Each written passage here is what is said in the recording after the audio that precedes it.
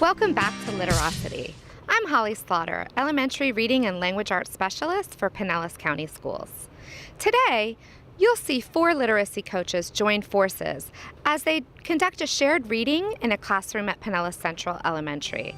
They're reading a biography on George Washington. Through shared reading, they're demonstrating and engaging students in the reading of biography. Readers, I know that you guys just started a new unit on citizenship. And you guys have been learning about what it means to be a citizen, and you've been learning about facts and opinions. And today I'm going to share a book with you, and you already saw the cover because you guys are so smart. I'm going to share a book with you about George Washington. As coaches, we're constantly trying to grow our craft, and we're trying to become better. So every time we meet for a coach meeting, we are always going into classrooms and trying out new ways of work. So one of the parts that we're going to read today is about growing up. So when I read the heading on my page, growing up, right? That's what it says. It said it in the table of contents.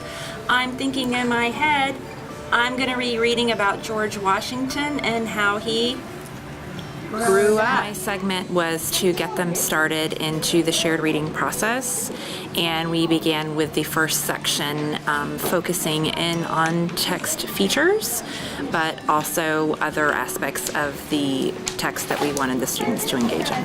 George wanted to be just like him. Nice job. One of the primary purposes of our time together today was to practice our coaching craft, and with that we used a technique called whispering in, where the coach was sitting next to me while I was teaching, and as there were things that she wanted to mention or things that I may need to add into my lesson for that day, she very quickly whispered in so that I could then engage the students in that part of the lesson also. Yes. And I'm going to look for another section to read today, okay? And I want to learn today about George Washington being the very first president. So I'm going to go to page 24. I was doing a follow-up to Emily's with the shared reading process, and what I had done is chosen another section of the book and did a shared read with the students, focusing on headings and captions. George Washington became president on April 30th, 1789.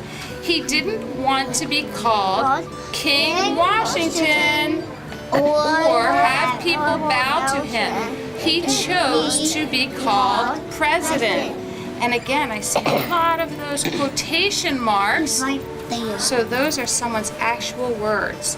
The important words throughout the story. The text was quite difficult for first grade level readers, so we wanted to get them to learn a few facts. So by having them repeat the words, it would, in the end, they'd understand and learn something from the text. Okay, so we're going to look back at the pages that Miss Wayman and Miss Denicola studied with you, and I want to see if you can remember one important fact about George Washington that you learned.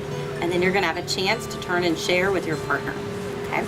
For my segment, I was doing the wrap-up, kind of gauging the learning that happened during the lesson, not only content, but also knowledge on text features and if they retain that knowledge. Ready? When I snap my fingers, you're going to turn and share. Do you have a partner next to you? Okay, good. Ready? Turn and share. One fact. What did you learn about George Washington? George Washington has Turn and Talk gives a great snapshot for teachers or coaches to promote language with the students.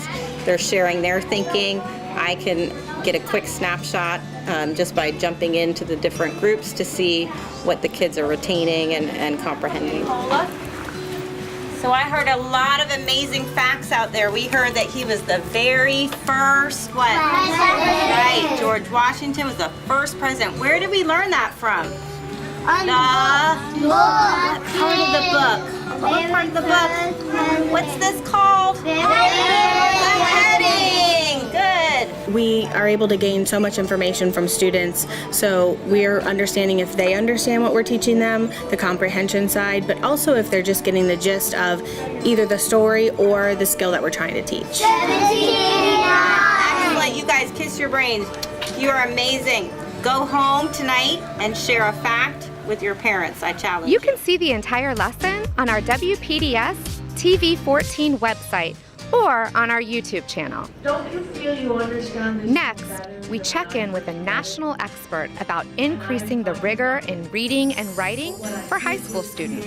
Literocity returns in a moment.